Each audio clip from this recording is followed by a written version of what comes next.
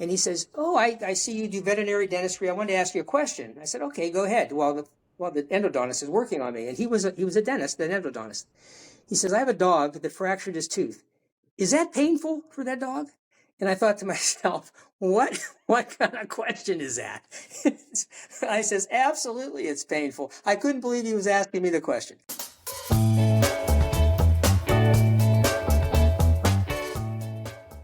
Welcome to Paws, Reflect, and Heal. I'm Dr. Randy Aronson. In this episode, we're going to take the deep dive into a subject that I know perplexes most of my clients. And it's a shame because if more pet parents knew more about how to keep their pets' teeth and gums healthy, everyone would benefit. Sadly, when it comes to our pets' health, dental care is often overlooked. But I want to stress that it's every bit as important as good diet or regular exercise. In fact, dental and gum disease are among the most common health issues affecting both dogs and cats. And most would be avoided with really some good preventative measures. In dogs, periodontal disease tops the list, followed by issues like broken teeth, tooth rot, abscesses, and retained baby teeth, especially in smaller breeds. Cats have their own unique set of challenges, including painful tooth reabsorption, widespread Stomatitis, aggressive oral cancers like squamous cell. So with early detection, proper dental hygiene, and veterinary intervention, most of these issues can be managed, and as I said before, preventative. This is a hugely important topic, and you're gonna learn a lot in this show, so make sure you stay tuned. I'm gonna bring in with us a great friend, Dr. Rocco Mele, to make this happen. He's a very special guest and really second to none in the pet dental world. Dr. Mele, welcome to the show, buddy. Thank you, Randy. Really happy to be here. Thanks a lot. Before we start, I just want to ask a favor of our listeners. If you like our podcast, you can hit the subscribe button. Give us a like if you're watching on YouTube. And if you're on the podcast apps such as Apple or Spotify, please follow us. Your comments are always welcome no matter what platform. And lastly, follow me on Instagram at Dr. Randy Pet Vet. Thanks for your support. Rocco, let's talk about some general questions. So, Okay. What do you think your most common dental or gum diseases that you're seeing in dogs and cats? And a little bit of difference between the two species, if we could. Usually, the most common thing that I see, and that we see, I think, in dentistry, is periodontal disease. Very common in both species. More in dogs, I think, than cats. Cats have their unique problems, that's for sure. But periodontal disease, we also see a lot of trauma, fractured teeth, oromaxillofacial trauma from accidents, congenital issues. We always see malocclusion, missing teeth, retained baby teeth. And there's also something that we see more often than not is oral cancer anymore. We see a lot of oral cancers, benign and malignant. So I guess at the top of the list, periodontal disease would be the most common thing that we deal with. We deal with others too, but that's the most common. So let me ask you a question on that. It's so common in pets. In your view, what do you actually think's happening in the pet's mouth when this develops? Like, tell us how that progression happens. What happens is it starts with I don't know the exact cause, quite honestly. Some people, genetically, there's a problem. Sometimes people say diet. I really just don't know. All I know is that when it starts with plaque in the mouth or any type of inflammation. Inflammation is the real problem. And if left unchecked, then the inflammation, it just progresses. It progresses to periodontal disease, different grades of periodontal disease. And also we see with dogs that have chronic oral problems, if you do lab work and you do blood work, you're always getting an elevation in total protein, globulins, and so on. And that's a real problem. That's a killer. When you have inflammation anywhere in your body, you get that inflammatory process, it starts. And then the periodontal issues just progress from simple grade 1 to grade 4. And at grade 4, there's just basically no saving of teeth. It's just a horrible problem.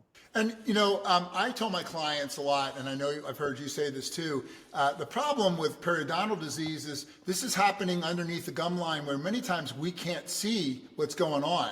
And, we get these cases that come to us where people have done dentals without dental radiographs. And it's like, in my world, in your world, it's almost malpractice nowadays not to look for that because I was told it's about 40 or 50% of the disease going on in their mouth is often periodontal, or more for that matter. But we can't often see it. Is that correct? That is correct. And I mean, especially with problems in cats, sometimes the mouth in cats can look so normal. And without dental radiographs, you can't pick up anything. And, it's a matter, you need to take dental x-rays. Years ago, 50 years ago when I started this, dentistry was unbelievable. You wouldn't believe what we did in dentistry. But nowadays, the dental x-rays really pinpoint a lot of disease processes. And the way we do it here is when we take a patient in, once we get them anesthetized and then we take our dental x-rays and start the cleaning, that's when I call them and I give them the final diagnosis, treatment plan, and so on. But the x-rays tell us quite a bit. Sometimes when the dogs come in, you can smell them when they walk in the door, and we know something's going on. And we know there's a periodontal problem. But that's it. The dental x-rays have to be taken. I don't see how anybody can practice dentistry at a level or an advanced level without that.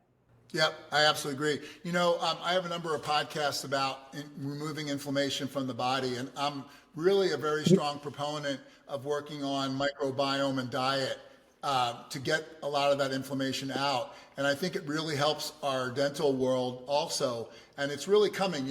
Microbiome is, the biome is the 8th organ in human medicine nowadays. It's become so important, and they're isolating individual bacteria and fungus that basically can be corrected to prevent some of these things. So I think we're going to see big upturn in a lot of this. And as people get away from some of the really high processed foods and those kinds of things, inflammation starts to wane. We're much, much better off when it comes to the mouth, I think.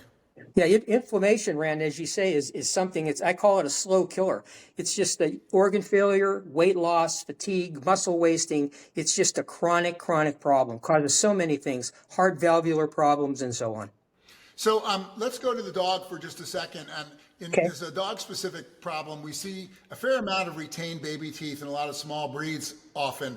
How serious is this, and when should parents act on this, Rocco?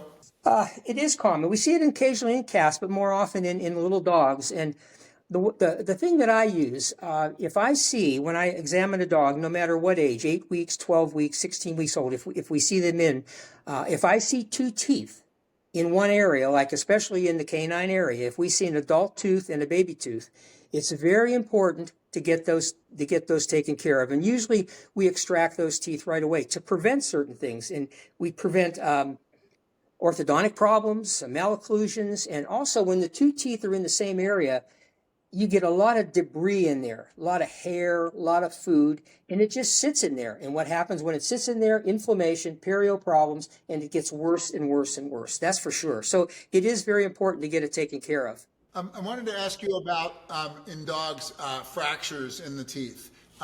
Your thoughts on this, and also people ask about like chewing bones, antlers, hard toys. Are fractures something you see often? We see fractures a lot, and especially in the dogs that are on hard toys, chew bones, things like that. One of the most common fractures we see with chewing like that is the upper fourth premolar fracture. You get a slab fracture, causes a real problem in dogs if left untreated. Trauma, we see a lot of trauma, which will fracture canines, and left untreated can be a real problem. But certainly fractures are a big part of practice, that's for sure. In the cat, let's go to the cat for just a second. And we did talk about tooth resorption. It's as a condition that's unique to them. Can you explain what it is and why it's so tricky to catch early? We see it a lot in cats. I think probably 70% of cats have this problem, and many times it's obvious when you examine the kitty. You can see the crown is fractured off. There's only one piece of crown left. A lot of inflammatory disease at the gums. Every once in a while, you'll see normal teeth, and you'll see just small areas of inflammatory process taking place, especially at the premolars and the mandible. And if you don't know what you're looking at, you can just miss these and just rule them off as just a little bit of some gingivitis. But every time I see something like that, there is an indication of the resorptive problem taking place. And this is where the whole tooth, the inside of the tooth, is being eaten away. And we're not at a crown fracture yet, but yet as time progresses, the roots become so weak and disintegrate, basically, that the crown will fracture off and you won't have a tooth there, and you'll think it's just an area of missing tooth. But then the problem lies under the gum line when the roots start to just become fragmented and ankylosed. Yeah, typically, what's your solution in that situation for that cat? People try just, they'll help them out a little bit, but the treatment of choice certainly is surgical extraction.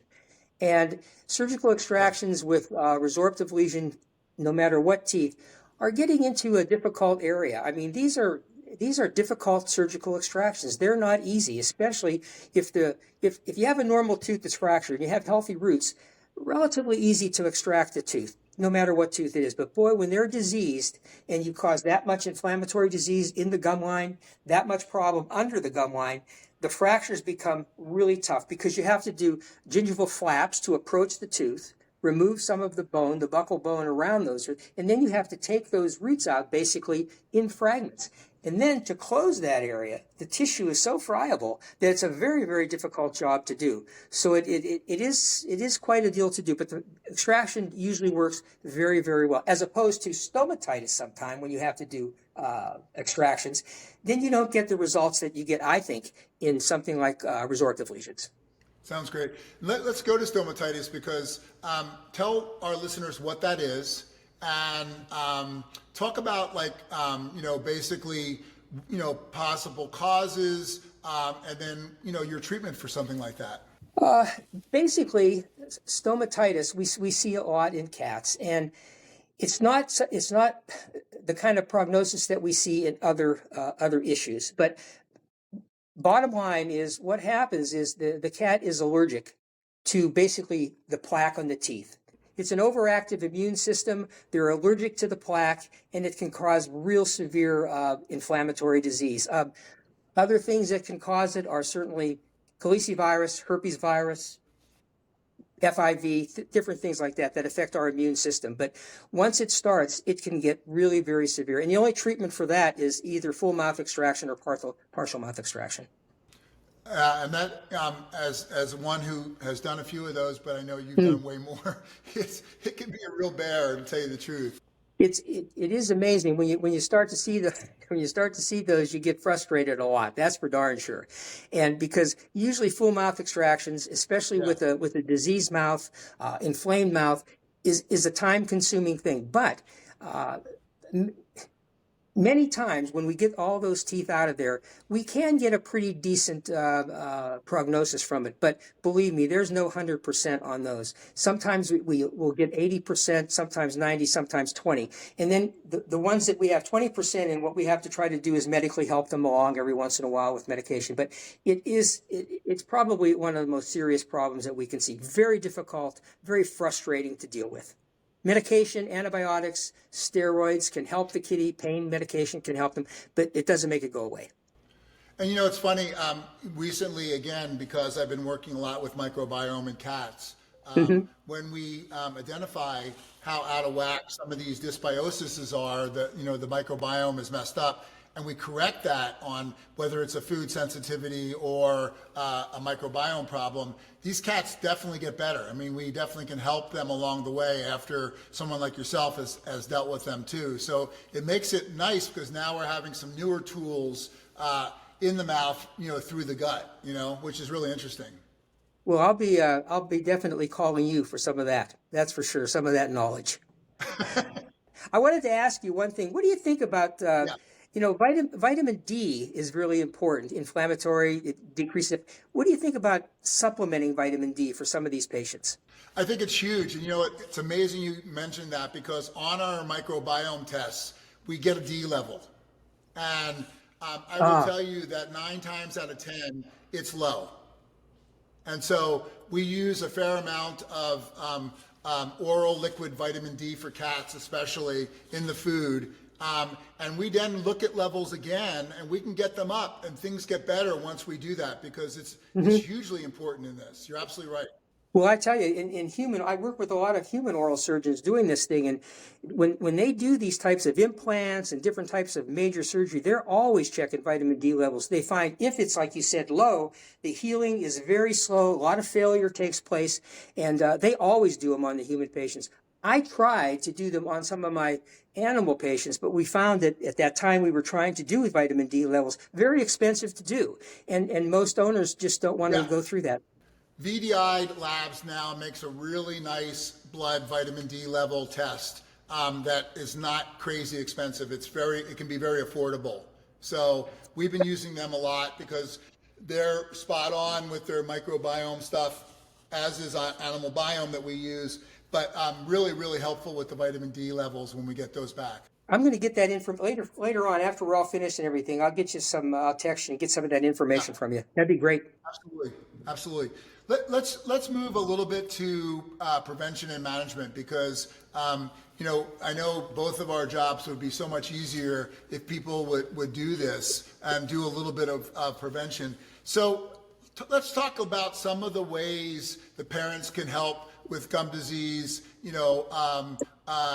Whether it's a brush or chews or kind of your favorite scenarios in this world. And then I do have to ask you about some of the oral stuff that's available. One of the main things is certainly we have to educate our clients, and I don't think that's being done a lot. I think when I see clients come in, we do mostly all referrals anymore. And every time I see a client, we go through a lengthy talk about what's happening, trying to let them know what's going on. We do a lot of show and tell, a lot of skeleton, just to show them what happens so that they're aware of different things going on in the mouth. Most clients will come in and they're not aware of anything happening in the mouth. We see referrals coming in from outside veterinarians that send them in for, this is the history. Needs one extraction. We see the patient, and you open the mouth, and I got to tell them that we got a little bit more than one extraction. So that's kind of a difficult thing. But talking to the client about what's happening in the mouth, number one, is very important. Brushing is probably the gold standard if you can do it in dogs and cats. And what I recommend is whatever they like, brushes, finger brushes. I really like to use just a swab, a 3x3 swab, or not a swab. You can even use a gauze pad with a little water. Just rubbing the teeth in your mouth, rubbing the teeth will remove the plaque. The more you do it, if you keep the plaque off the teeth, you're going to really help prevent calculus. That's for sure. Dental chews, I think, are really good. Water additives. I don't know exactly how they work. I think brushing is the most important thing. But people like special diets too. There are dental diets that they use that seem to be made in a way they're very porous and they help clean the teeth out a little bit. But brushing, if you can, is the best thing. It doesn't have to be perfect. You just put it around your finger. You don't have to do the palatal side or the lingual side of the tooth, just the outside of the tooth to keep the plaque off. And I know you've done this also. I start working with my puppy and kitten clients right at initial vaccination time to get them used to this, even just starting putting your finger in their mouth with the flavored paste, let's say. Exactly. I know a lot of my clients use baking soda on that gauze because it's a little bit abrasive. But if you could start slowly acclimating your dog, your puppy or kitten to this, you're going to be in a great place as they get older, because if you don't do this early, it makes it that much harder later on, as you and I both know. It does. I mean, I think you're exactly right. If you start early, do it quick, and usually they'll kind of look away or kind of repel a brush or something like that coming in the mouth. Not all. Some patients will take the brush really nice, but I find that getting your finger in there with a little pad on it really does the job. Yep. So a couple things that I wanted to mention just for our clients, just as a little background, is some of the things that people can miss with their animals' mouth is looking for things like bad breath, drooling, difficulty eating, pawing at the mouth, visible tartar or red swollen gums, and of course the tooth loss. So if people kind of keep their eyes open for some of this, it can really be a huge benefit to tell your veterinarian or seek veterinary care as immediately as you can to get that remedied when possible. So I know a lot of people ask the question, and I'm going to really be strong about this, and I know you'll probably back me up on this. And they ask about gentle dentistry versus anesthesia-related options. And I want to tell people that gentle dentistry in my world is anything but gentle. These animals need to be held down, sometimes scraped with a tartar scraper, micro-pitting the enamel, causing more problems, and never get under the gum line because it's impossible to do that. You and I both know you can't adequately do that without some anesthesia. So, people say, well, I can have this done. And I had a client, you'll love this, just 2 weeks ago, that came to see me, had a gentle dentistry done in California by a veterinary technician, was here visiting. I'm looking at its mouth, and it had the worst pyorrhea and the worst halitosis I've seen in a long time. And I go, how long ago was this done? And she told me, and I said, what's happened is they basically got off some of the calculus and maybe some of the plaque from the outside of the tooth, but never addressed the gum line. We talk about this micro-pitting that these things can cause, where bacteria can actually attract more. And this poor animal was in terrible shape. Elevated white cell count, like you said, elevated total protein and globulins, and obviously required a full mouth dental procedure, a number of extractions with it. So, I warn people about these anesthesia-free cleanings. They're a ripoff, quite honestly, and in my world, don't really do anything for our pets. I think that's 100% right. I think all you do with gentle cleaning or whatever they're calling it now, it's very traumatic to the pet, very traumatic. And usually when you have calculus on there, especially a large amount of calculus, you think you could knock off with a probe or anything like that, a curette. There's something going on under the gum line or even into the root area of the tooth. So to do something like that, it's a disservice. You're missing so much. Unfortunately, we have to anesthetize, give a general anesthetic to all our patients to do proper x-rays and proper cleanings because we do a lot of cleaning up under the gum. And what happens to the calculus that's on the lingual side? It's on the palatal side that you can't deal with that. You just knock it off the buccal area. So I agree 100%. I think it's a disservice to the patient and the client. And I want to remind our listeners also that Rocco and I have been around long enough to see anesthesia really evolve. And we're at a point, at Paws Veterinary Center where every single body function is being monitored during that procedure. That the anesthetic gases that we use are incredibly safe, and when we turn them off, the animals typically wake up. But we also do a lot of preoperative work, whether we get EKG, blood pressure, like a heart enzyme like BNP, or just general blood work, to know we're really backing our bet on these cases. And thank God we don't lose animals under anesthesia. I know it's a huge myth for people to worry about this, and don't get me wrong, anesthesia is always a risk, but we've minimized that to such a great degree. I'm so thrilled to be able to do these things and have our animals, even a 10-year-old heart patient, do great with these procedures. I think so, and we do the same. Certainly a careful history is very important to see what's been going on with the patient. And before we do any procedure, we're doing some complete lab work. If we see any indication on our examination or history that there might be something else happening, we focus in on special types of thyroid tests, different types of tests that we want to pick up before we do the procedure. So that's number one. When I do surgery, I always have an assistant, and we always have another technician that is very knowledgeable in anesthesia, watching the anesthesia so that the person that's helping me doesn't have to do the anesthesia. We're taking monitor every 5-10 minutes. So, and like you said, Rand, we have IV fluids, monitoring system, blood pressure going on all the time. And the medications that we use, the type of gaseous anesthetics and the pre-meds that we use are very, very safe. most of the ones that I use, if you can wake them up very, very quickly. The other thing that I found is pretty interesting. Exactly. I don't know. Exactly. I don't know what this is about, but I see a lot of patients referred in, and the first thing we hear is my dog or cat has a murmur, has a heart problem, and I'll tell you, certainly the way I do it is we check the animal. If there's no clinical signs, we don't have any fluid in the chest, any coughing, very healthy. The lab work looks normal. One of the things that I've noticed is, and I tell them, you no guarantees on these things, of course, but that the patients that I do that have heart murmurs with no clinical signs, dogs or cats, do do so well, so well. In fact, they do better than some of the normal patients that we have. I don't understand that. I just don't know why that is, but they do extremely well. They're perfect through the whole. The other patients that we have, we're monitoring. Sometimes we have to bring the blood pressure up a little bit, down a little bit. We have to bring the heart rate up a little bit.